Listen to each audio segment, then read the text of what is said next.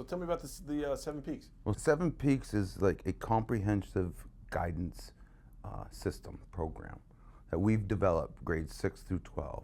And every grade level has a focusing question. Like grade 9 is, who am I? What is my impact? Grade, like my juniors, it's all around, that year it's all about career development. Senior year, their year, it's all about where am I going next? How do I get there? So each year you have a question that kind of guides the whole grade level, and then we have curriculum that we've developed that goes along with that question to help them explore it further. So at the high school level, 9 through 12, ninth grade, like I said, they do TFA, down at TFA, they do their 7 peaks, and it's all about who am I and what is my impact. And then their sophomore year, they come back here, and then now we're starting to figure out, okay, where am I going? What do I do next? What's in my schedule? You know, looking at academics, where do I want to go after high school? And then by the junior year, we're kind of feeling through our academics part, and then now we're saying, okay, now it's start to look at real careers. All right, now let's start to get out there. So their junior year, one of the big parts of their 7 peaks is their career week, and that students actually start saying, well, you know, I'm interested in being an electrician. Well, then they'll go along, and that week they might go for a day or two with the electrician, and what are they going to learn? Well, they might learn whether they want to be it or not. And then it used to be where you would send somebody out for like a whole week during that junior year, and they called it career week. But what we found is, why would you want to lock a kid into one job when we're trying to get them? The whole purpose of the program is to explore opportunities so that they have a better idea of what they want to do after high school. So we opened it up to them, so now they can go to multiple places. Like I had this person go and followed an electrician, followed a plumber, followed a construction worker, decided that actually didn't want to do any of those, and ended up going to Region 9, getting a CDL, and driving truck. But that whole process was eliminating things that he was interested in. So that's the whole purpose of like the junior year. So then you get to your senior year, you've kind of figured all this out. All right, now what do I need to do, like literally, for that next step? Am I going to college? Okay, well then we need to get you going on applications. We need to get you going on scholarships. We need to get you researching your programs and schools that you want to go to. Or if you're a senior, you say, hey, after career week, I really decided that, you know, I really like that heavy equipment that I've been doing at Region 9. Well, then maybe we want to make sure you get that into the CDL program, and it really just kind of helps us formalize their final education. And so each year there's like a culminating ta-da to that is the peak. Right. Like the digital stories one. Yeah. So I'm not as familiar with the middle school side of what they do, but like 8th grade, the question is, what does it matter? Because you think about the mentality of an 8th grader, they're like, why am I doing this? What does it matter? So that's what they're focusing. Why does it matter? Why are we learning history? Why are we learning to write better? You know, whatever. So they focus on that question. So it's really interesting. And what we find is it's bringing the whole school together. So it's a 6 through 12 continuum. And so by the time you're in 12th grade and you finish up, we have what's called the senior capstone, which is the culminating project of the 7 peaks. And that is really, it's like their digital stories, but over the course of their entire education. And they can go back to and incorporate anything throughout their education. What made you you, and where you're going now, and celebrate yourself. Let's see what makes you proud of who you are. How are those shared? Is that a public thing, like the senior capstone? It is. The senior capstones are, we actually have them on scheduled. They're scheduled various times throughout the day. And we have a couple of certain days where we actually are doing them full blown. We have one day that we actually have turned, some kids choose to present them in like a TED Talk style. Right. So we call it Telstar Talks.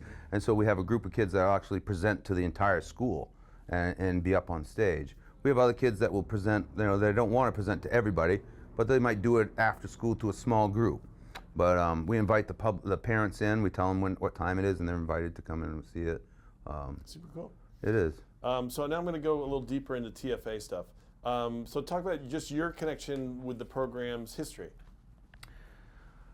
It goes right back to the beginning. Yeah, I love TFA. I love the whole program. So TFA began before TFA existed, to be honest. Like, I was a special education teacher here, and I worked with students that were inside the box in the classroom, and knew that this is the problem. We had to get outside this box, and I think I could get in their heads more educational, right?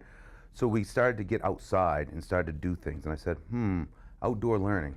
I'm on to something here.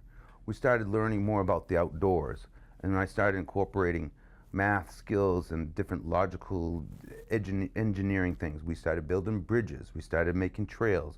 And while we're doing this, of course, we're talking about life skills and things, just having, a male role model with these guys out there doing this stuff. We're having great conversations. We're building, and it was growing.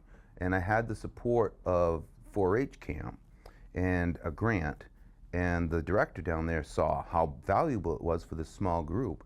And she said, we really need to expand this. We need to get this to everybody. I said, yeah, how do we do this? So she really, I'm sorry, but I don't recall, it's been so long, I don't recall her name. That's right. But she got with Dr. Murphy, and they worked up a plan, and like literally over the summer, TFA came out of this meeting, and I said, whoa, this is my program on steroids. Like, this is great. This is exactly what I was talking about. Let's do this. And so I was a special education teacher. I actually moved myself down there, and because I had a larger caseload, and became part of the staff down there, and was down there for a couple of years. And then since then, I've been back here, of course, but the program has evolved, and they keep developing their curriculum and expanding and just incorporating more and more stuff. But it really started with that original concept of thinking outside the box and knowing that these concrete walls are a barrier for a lot of students. And if you can remove them, if you remove barriers, you really can get deep into things with students and really feel like they're getting what they need out of education. Yeah, so. It was interesting. We talked to Kelly, and one of the things she said was when she first heard this idea, she's like, I'm not doing that. It's the dumbest thing I've ever heard. It wasn't quite her words. Yeah. But then obviously she's like, I'd never go back now. Do you remember some of that skepticism? And you were there in the first, yeah. You kind of witnessed probably her metamorphosis and maybe yeah, it was totally different. It was something, nobody's done anything like this before. So, teachers are outside their comfort zone. We're all skeptical of this. Like, I don't know about this. But once they got down there, then they realized, okay, I get this. And they start developing that philosophy. And you start seeing the, what's the word, camaraderie? What is camaraderie? It? Yeah, that's the word. Camaraderie. The students start to bond. And the soft skills that you didn't even expect to see, you start seeing, like, wow, like these kids that were not getting along are now friendly to each other.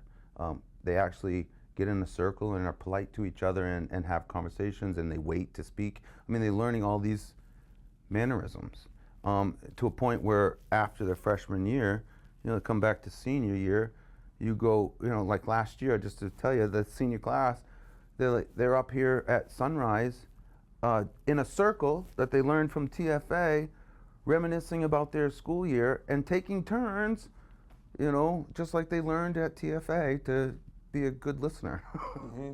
It's just funny. And how do those soft skills translate to academic skills, you see? Or what's the connection there? Someone might say, oh, they're nice to each other, but do they know can they read and write and solve hard problems? Well, I think that it goes back to something like I just said. I think if you eliminate barriers, and that's a barrier.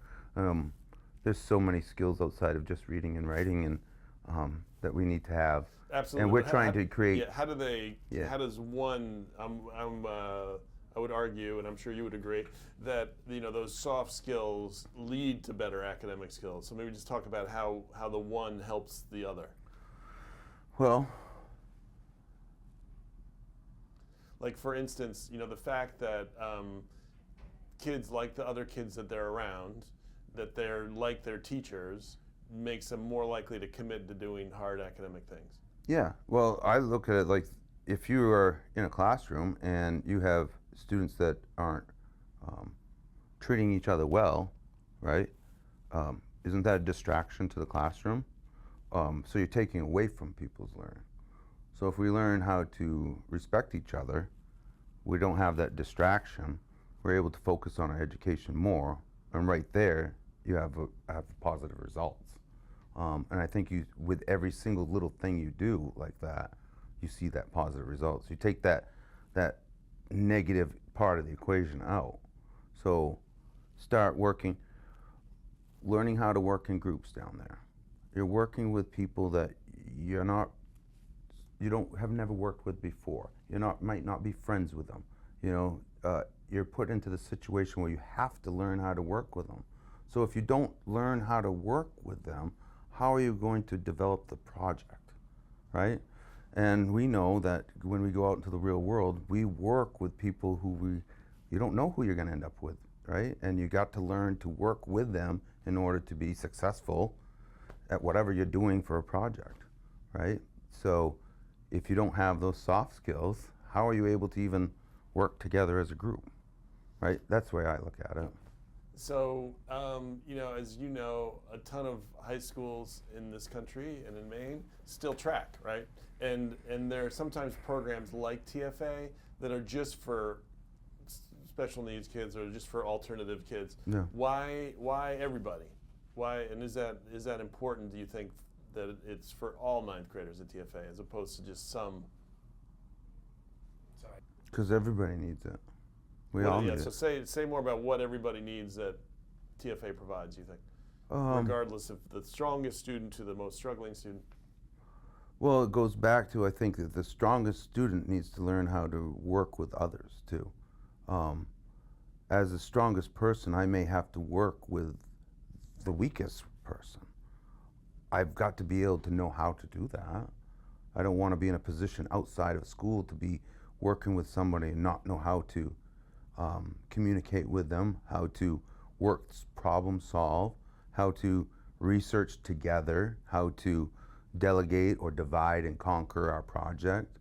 If I can't do all that with them, we're not going to be successful. And I think people overlook that a lot. I think everybody always is looking at their individual needs. Where am I going to be? What's my grade?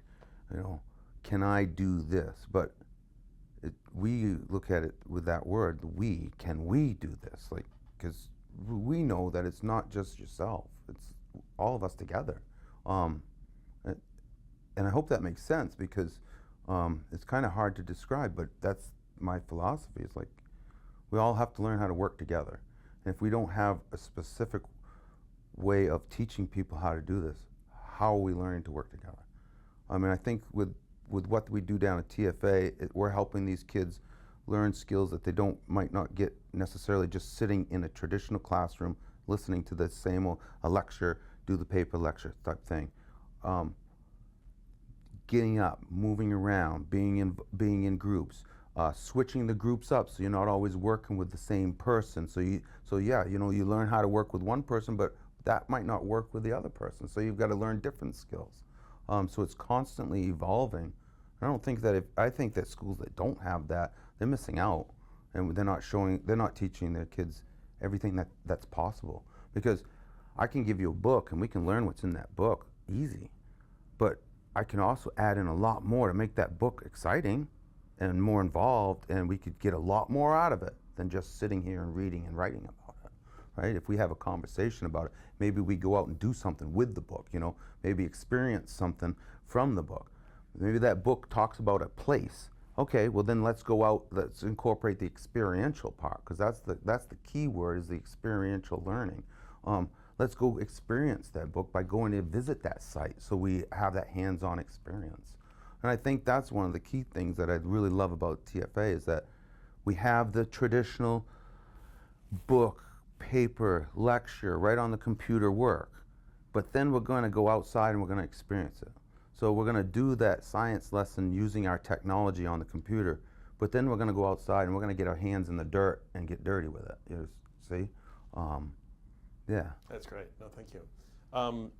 Why, ninth grade for this, right? I mean, in traditionally, ninth graders are kind of the bottom of the high school food chain, and the stereotype of they're stuffed in lockers and they're, not well-respected creatures in the high school universe.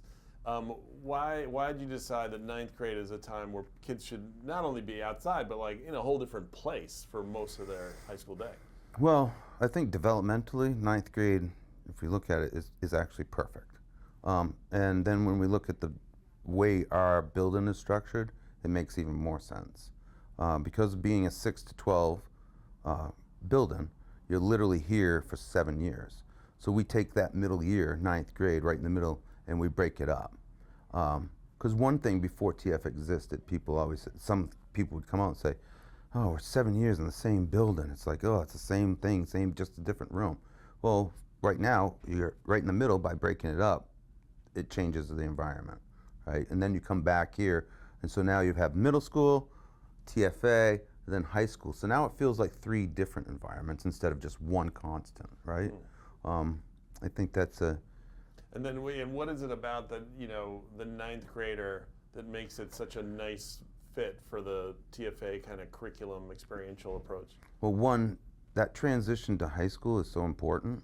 And that's really, that year, that freshman year, that's really where you don't want anybody to have fail. You don't want anybody to have mistakes and stuff. But if they're gonna have them, let's have them our freshman year, where we're younger, we're still learning, we're maturing, we're at the base of our education, because we have room on the other end where we can recover that.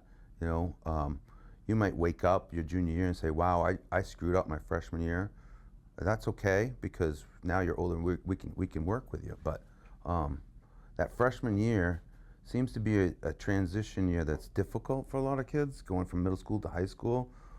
So it made sense, transitionally wise, to make it ninth grade. I think developmentally, the age group of 14 and 15 makes sense too, because you're really that's the age where we're trying to get those kids to learn to work together and doing group projects and getting in the mindset of the experiential learning. If you wait longer, you get to be that junior, senior, right? And you haven't had that experience. You have that more individualistic view. You're not a collaborator. So we just feel like that age group, that's the time, if you want to work on collaboration too, I think that's the age group where you really can get the most out of it. What would you say is, it's in the 10th year, would you say is the best evidence of its success? I think the best evidence of its success probably is twofold. One, I see it in the kids. It's not the hard data. Like, all right, you can look at your test scores and all that stuff. I know people worry about that. It's not the hard data, but it's like I call it the soft data. You speak to these kids that have gone through this program. I'm telling you, they're different. They have a different sense of respect. They have a different sense of responsibility. They have a different sense of loyalty to their fellow peers. Since it's begun for the last, you can see that students work better together. We don't have, I don't want to jinx myself, but we don't have the behavioral issues that most students at schools have. We don't. Students are generally respectful to each other, and I think a lot of this is owed to the TFA program and their approach, that team approach, and problem-solving approach. If something comes up, let's talk about it. Let's come together in a circle. Let's teach you that about active listening skills and how it's important. I mean, you talk about that, just one skill. That's a skill that you see in today that so many are lacking in, and we wonder why we have communication problems, right? So that's why we do it. Was there a problem that the district was trying to address that led to the creation of TFA, or what were the issues when people were saying we need TFA because? Well, I mean, and I think you spoke a little bit to it from your special ed lens. No, I think there wasn't anything that we were trying. I think we were trying to just stay ahead of everybody, stay ahead of the curve, because I think this we've had this program now for 10 years, and we've had multiple different schools come in, check this program out, say, I love it, I want to get this going at our school. We just pride ourselves in trying to stay ahead of everybody. We're a small school. We've always told ourselves like we're a little donut hole. We didn't regionalize with anybody. So if we're going to do this, we always look at it as like, hey, we do things great, but how can we do it better? That's my motto. How do we do it better? Well, when it goes back to it, okay, well, let's look at roadblocks. That's how do you do things better? What is the roadblock? If it's good, how do you get better? Eliminate the roadblock. Well, think back to what I said about being a special ed teacher. What was the roadblock for those few kids? Being stuck inside these walls. It was creating a problem. They couldn't focus. They couldn't focus on this because of this. So we learned to get outside and go down by the river to do the reading lesson, instead of sitting in an uncomfortable chair inside of the classroom. So it all sparked with that, and then you say, ah, wow, this is working. Okay, how do we make it work for everybody else? And then you start the program and you say, wow, okay, we can feel it, we can see it. How do we make it better? And so every year, you go back and you add and change, and just it's been an evolution to, I think now, finally after 10 years, it's like you go down, it's a smooth wheel. Like they have a great curriculum, and it's been developing over time. They even got, getting through the COVID down there because being experiential based with the COVID, it almost knocked the program out, right? My own daughter was down there during the whole COVID experience, so she lost out on all the experiential learning part.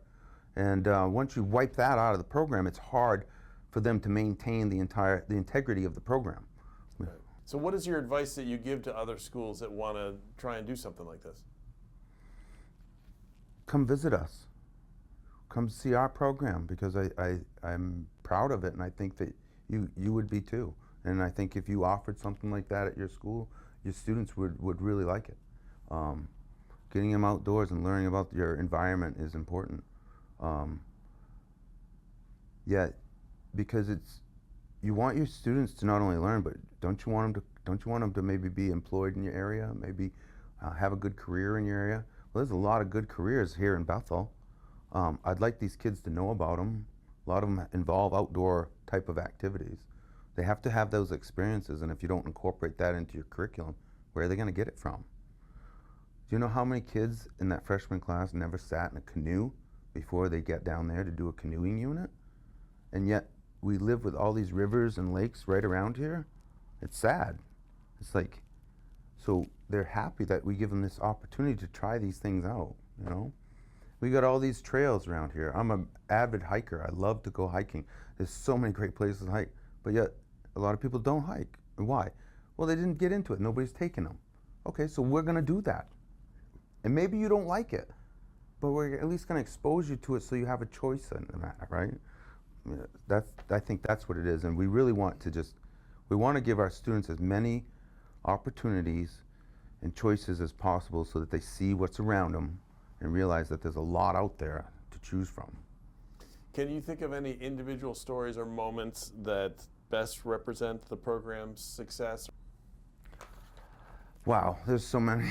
There is actually a lot of projects that stand out. And that question, I just had a number of students race through my brain and a lot of things that they did that were just so great. I think one of the most, I think the thing that really brings TFA is their,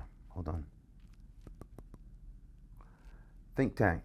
The think tank project at TFA is probably the project that really I think of when I think of TFA. Think tank, the digital stories, right? So the digital story goes right along with their 7 peaks question, right? Of who am I and what so that to me is a big, huge part of when I think of TFA, and everybody's successful. And when you see kids, at first they're afraid of seeing themselves on the screen, but after they do, you see their smiles. That's where you see the success. It doesn't matter about, yes, test scores matter, but seeing the kids smile after they show you something, that's proof, right?